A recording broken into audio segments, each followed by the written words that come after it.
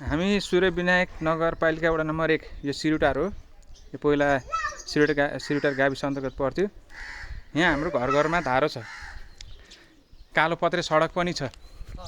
यहाँभन्दा माथि 1.5 किलोमिटर माथि एउटा कुलमाया भगवती स्कुल पनि छ र यहाँबाट 1 किलोमिटर तल हामी जहाँ भोट हाल्न गइरहेका छौँ त्यो स्थान सोमलिङ्गेश्वर त्यो प्राथमिक विद्यालय हुनुपर्छ, आधारभूत विद्यालय।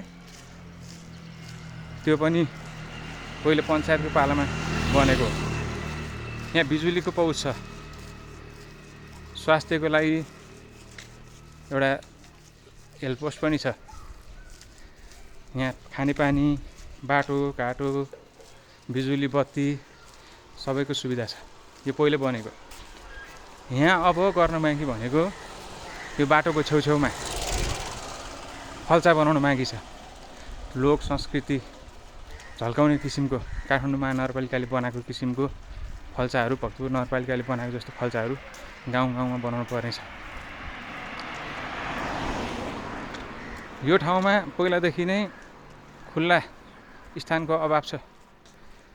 यो यहाँका मान्छेहरू, बच्चाहरू खेल्न जाने ठाउँ, निस्किने ठाउँ छैन। कोठाका कोठै बस्नु परेको छ। यहाँ सरकारले 5-10 रुपैयाँ जग्गा अधिग्रहण गरेर खेल मैदान बनाउनु जरुरी छ। यहाँ विकासका निकै सम्भावनाहरू छन्। प्रति जग्गाहरू पहिचान गरेर त्यहाँ खेल मैदानहरू बनाउन सकिन्छ। त्यो गर्नुपर्ने छ। अब विकास भनेर ढल, बिजुली, बत्ती, पानी सबै छ। मोटरसाइकल किनेर घर घरमा दिने कुरो भएन। टिभी किनेर घर घरमा दिने कुरो भएन। भइरहेको ठाउँलाई अझ व्यवस्थित गर्नु पर्यो। सुरक्षाका प्रतिबद्धि हुनु पर्यो जनतालाई। परेको समयमा एम्बुलेन्स आउनु पर्यो, परेको समयमा दमकल आउनु पर्यो। त्यो अहिलेको आवश्यकता। अब कुरा नै गर्ने हो भने पञ्चायतकालमा मेरो हजुरबाउ उप प्रधान पञ्च हो।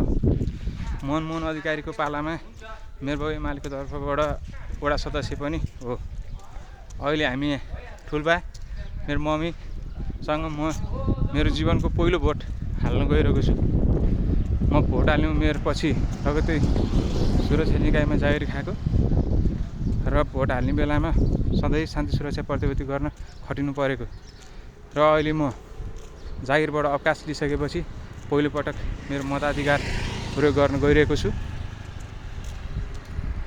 यो मेरो अबको 5 वर्षसम्म यो मेरो पनि आवाज यहाँबाट जितेर जाने प्रतिनिधिहरूले बोलिदिनु हुनेछ सदनमा भन्ने विश्वास राखेको छु। सुनसान छ आज। सरकारले तोकिएको सवारी साधनभन्दा अन्य सवारी साधनहरू चलेको छैन। केही मान्छेहरू चुनावी गफमा व्यस्त छन्, कोही मान्छेहरू भोट हालेर फर्किँदैछन्। हाम्रो ठाउँमा एनआइसी एसिया ब्याङ्क छ, तल नबिल ब्याङ्क, प्रभु ब्याङ्कहरू पनि छन्, डिपार्टमेन्टल स्टोरहरू पनि छन्। यो किसिमको फल्चा हरेक गाउँ गाउँमा बनाउनु आवश्यक छ।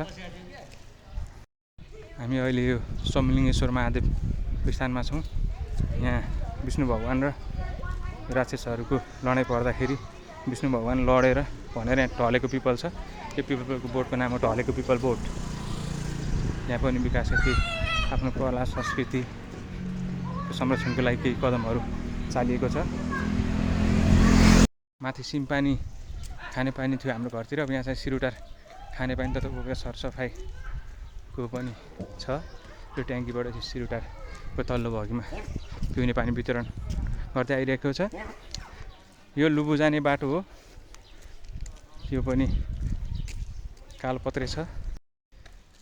बुढाथोकी पार्टी प्यालेसबाट अब 500 मिटर जति अगाडि मात्रै रहेको छ हाम्रो मतदान गर्ने स्थल।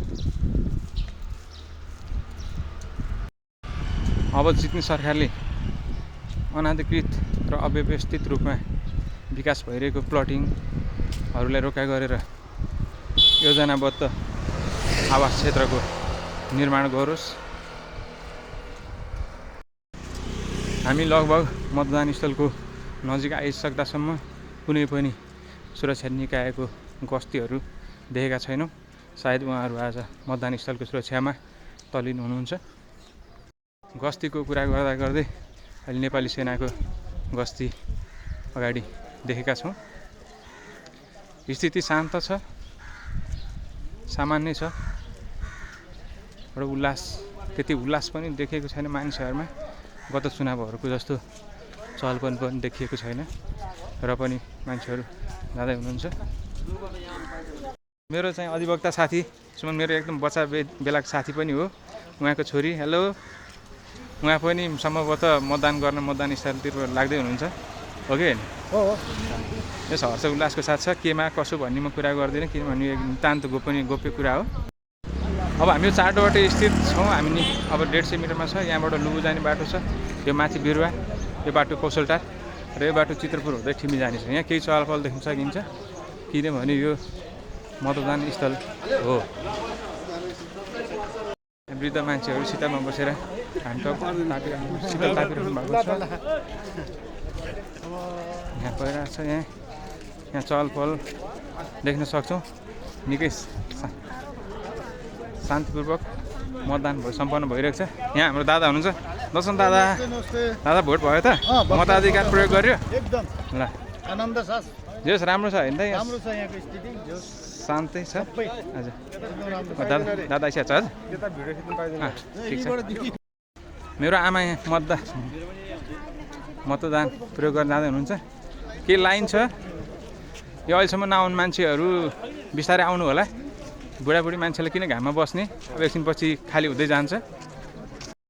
सोमलिङ्गेश्वर मतदान स्थलको सहायक मतदान अधिकृतसँग यहाँको अवस्था, यहाँ टोटल कति भोट छ, कति खस्यो र अवस्था कस्तो छ भन्ने एकदम छोटो म लिन गइरहेको छु। प्लिज। नमस्ते, मेरो नाम विद्युत कार्की। म चाहिँ यहाँको सहायक मतदान अधिकारी। अहिलेसम्म हाम्रो यहाँ टोटल भनेको 1897 हो।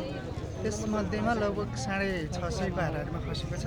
शान्तिपूर्ण तरिकाले नै अहिले सञ्चालन भइरहेछ। हस्, धेरै धेरै धन्यवाद। बिहान कति बजेबाट सुरु भएको थियो? हामी 7 बजीबाट सुरु भएको। 7 बजीबाट सुरु भएर अहिले कति लगभग 11:30 बज्दासम्म 1800मा 600 मत खसिएको छ भनेपछि 1/4 खस्यो। अब 2 भाग बाँकी नै देखियो र मतदान स्थलको लागि उत्साहपूर्वक यहाँ लाइन बसेर सहयोग गरिदिनु भएको छ भने हाम्रो सुरक्षाकर्मी साथीहरू, निर्वाचन अधिकारी लगायतका यो निर्वाचन प्रहरी, नेपाल प्रहरी र नेपाल आर्मीले पनि गस्ती गरेर देखिरहेको छु र भित्र सौहार्दपूर्ण रूपमा मतदान भइरहेको छ। धन्यवाद।